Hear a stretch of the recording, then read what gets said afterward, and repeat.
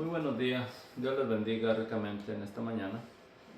Y pues aquí estamos para proseguir con la lectura de la Biblia en el libro de Hechos, capítulo 1, en la segunda porción de esta ocasión, a la segunda parte. Y esperando adquirir conocimiento de la vida de nuestro Señor Jesucristo. Hemos mirado que los historiadores dan testimonio de su existencia. La Biblia nos da testimonio de su existencia, así que nos conviene conocer o adquirir más conocimiento de Jesús para que confiemos en Él. Y si la Biblia nos da testimonio, ¿por qué aferrarnos a las enseñanzas que no tienen fundamento o sin fundamento, o a tradiciones que no se sabe de dónde proceden? ¿O por qué creerlo sin inquirir, sin investigar en realidad los hechos o el contenido de la Biblia?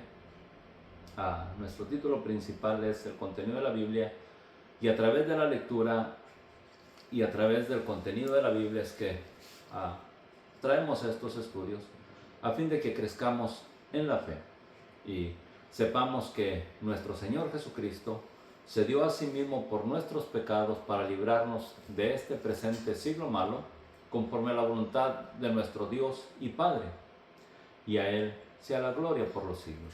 Así que a través de la Escritura adquiramos conocimiento y glorifiquemos a Dios por su obra a favor nuestro. Vamos a leer en el libro de los Hechos, capítulo 1, del 1 al final en esta ocasión, aunque vamos a ir texto por texto, tratando de extraer su contenido y las referencias a las cuales nos lleva la Escritura. En el libro de Hechos, capítulo 1, verso 12 nos dice: entonces volvieron a Jerusalén desde el monte que se llama del Olivar, el cual está cerca de Jerusalén, camino de un día de reposo. Y estos que volvieron son a los que se les apareció el Señor en el camino y regresaron, dice.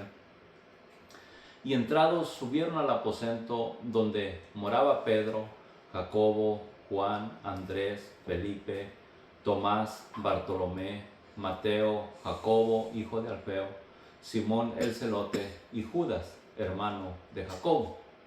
Estos son los nombres de los 12 apóstoles que se encontraban reunidos en lo que se conoce como el aposento alto. ¿Sí?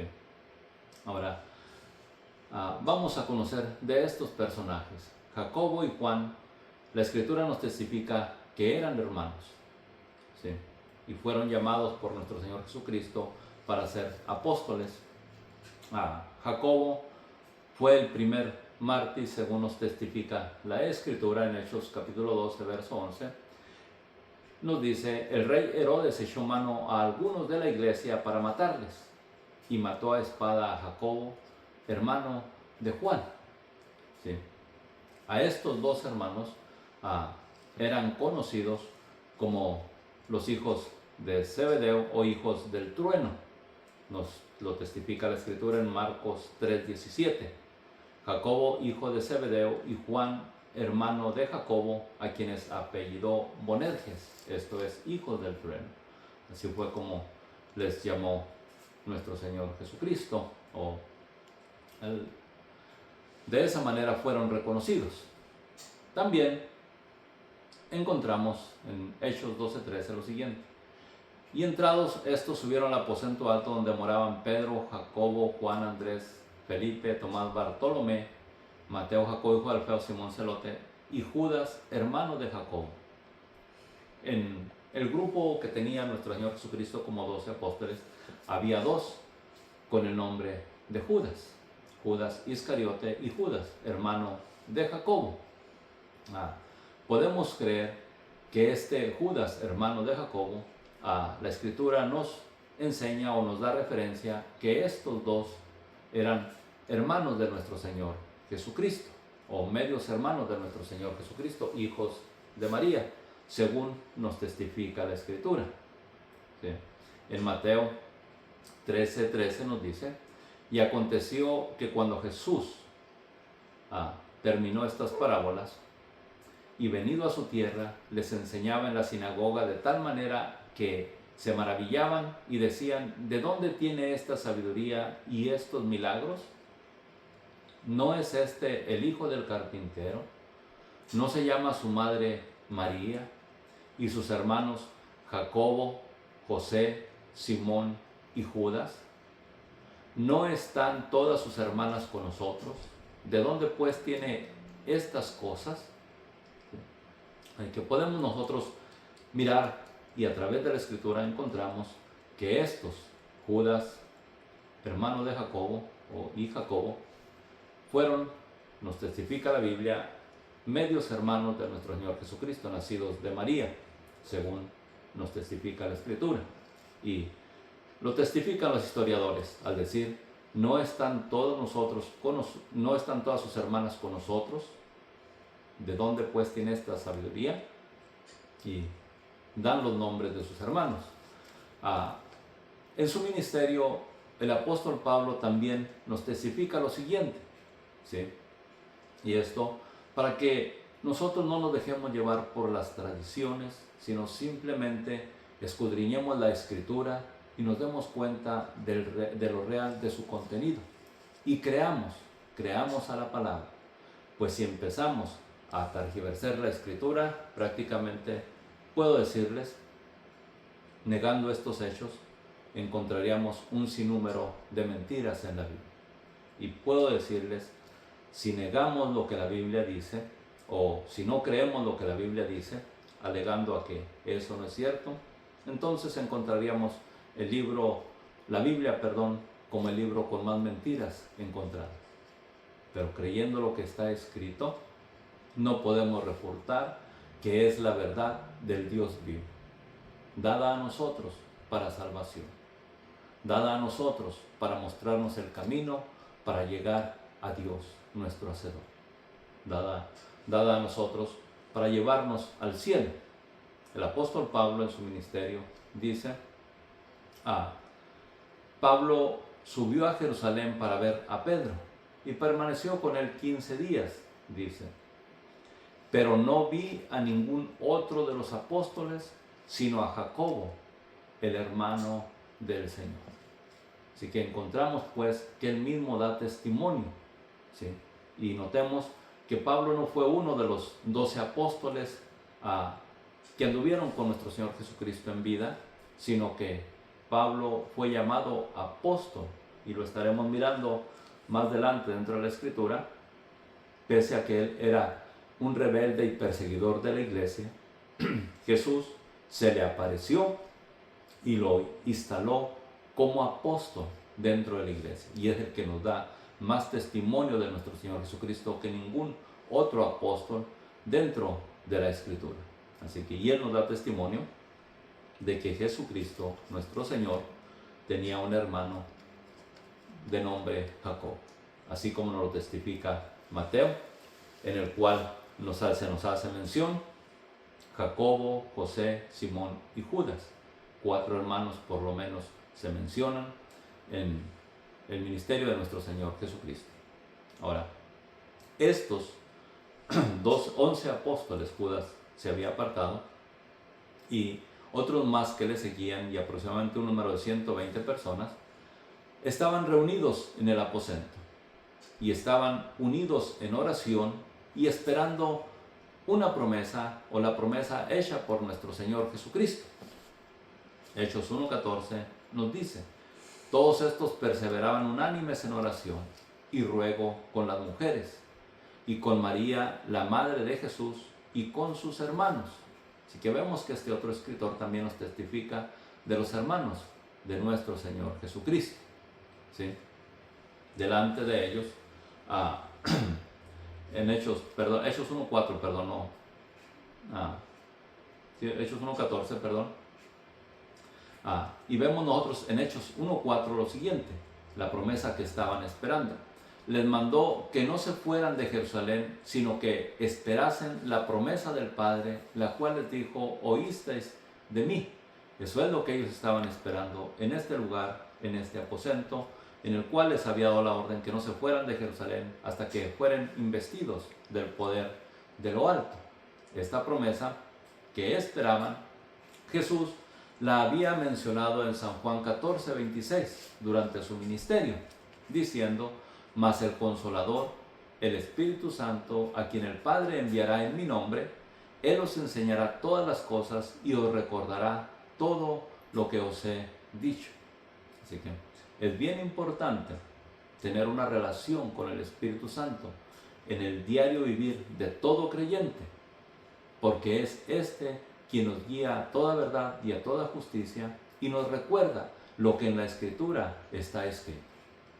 Es necesario, pues, que conozcamos la Escritura, que la leamos, para que el Espíritu Santo nos la recuerde en el momento que la necesitamos, porque sin duda la necesitaremos en nuestro diario vivir. En San Juan 16:7, hablando también de esta promesa, nuestro Señor Jesucristo dice: pero yo os digo la verdad, os conviene que yo me vaya, porque si no me fuera, el Consolador no vendría a vosotros, mas si me fuere, os lo enviaré. Así que, estando reunidos estos en el aposento alto, esperaban estas promesas que Jesucristo había dicho durante su peregrinar, recordando la importancia de ello. Cuando Él venga, convencerá al mundo de pecado, de justicia y de juicio.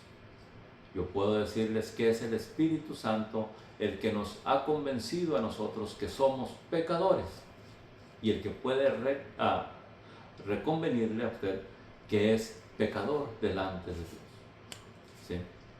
Y si es pecador y se humilla y se quebranta delante de Dios, la Escritura dice que Él no desecha a un corazón quebrantado. Él nos ofrece su perdón. Él está presto para restaurarnos, porque no solamente viene a acusarnos o a convencernos de que somos pecadores, sino a convencernos de que Cristo se dio por los pecadores para llevarlos a Dios, o para llevarnos a Dios. En Hechos 1:15, estando ahí reunidos, Pedro dice: en aquellos días Pedro se levantó en medio de los hermanos, y los reunidos eran como 120 en número, y dijo: varones hermanos, era necesario que se cumpliese la Escritura que el Espíritu Santo habló antes por boca de David acerca de Judas, que fue guía de los que prendieron a nuestro Señor Jesucristo.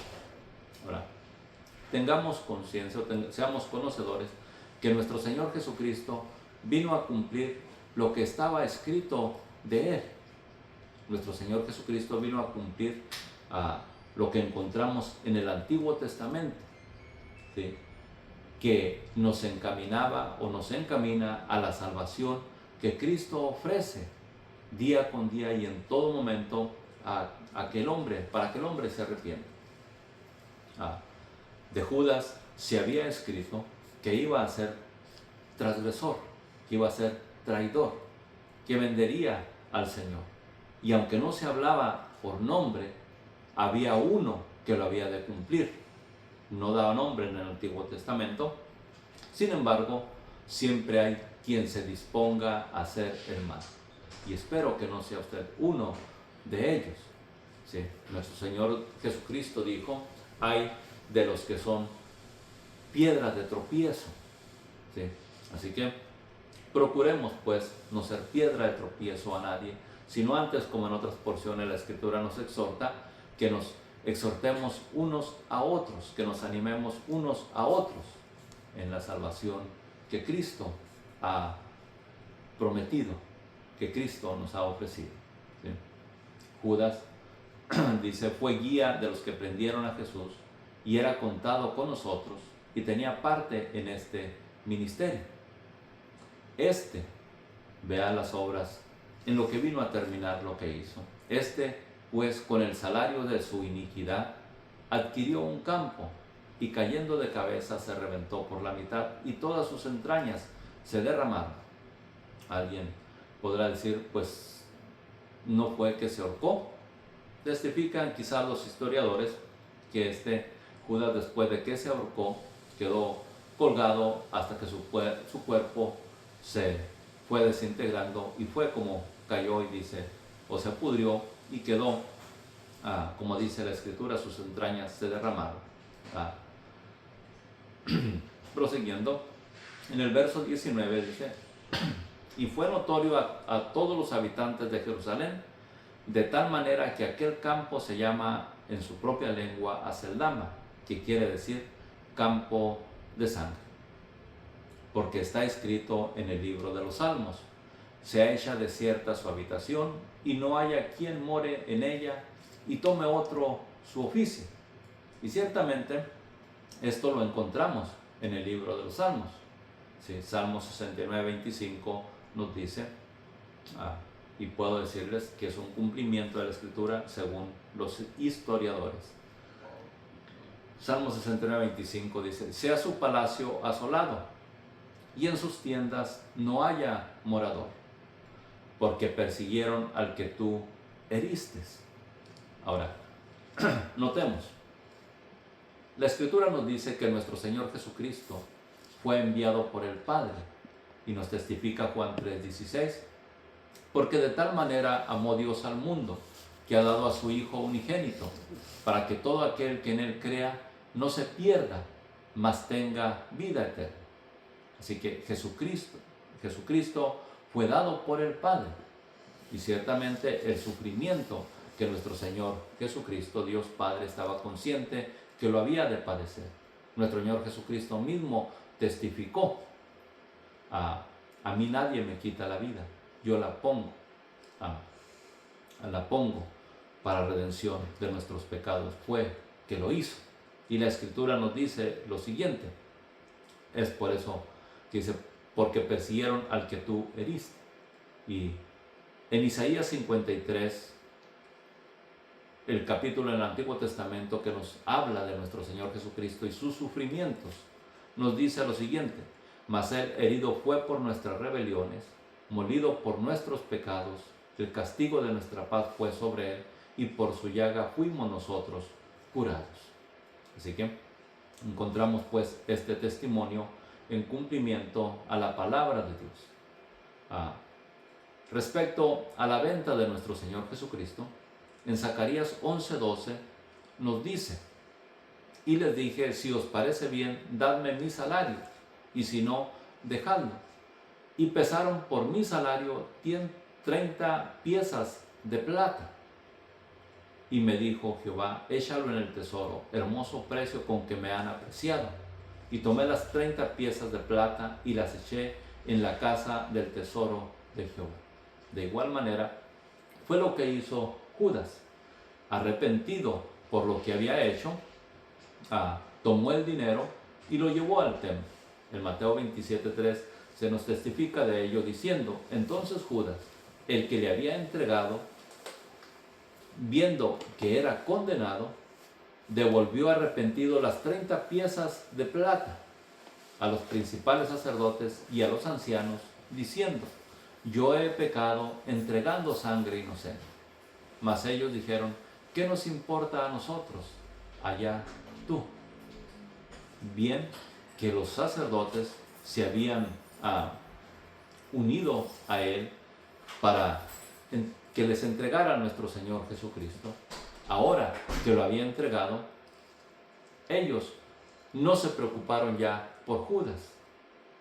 Y puedo decirles, o tengamos en mente, que después de que el adversario nos haga caer utilizando a otros, nos dirá de la misma manera, no se interesarán en nosotros, no habrá alguno de ellos que se preocupe por nosotros.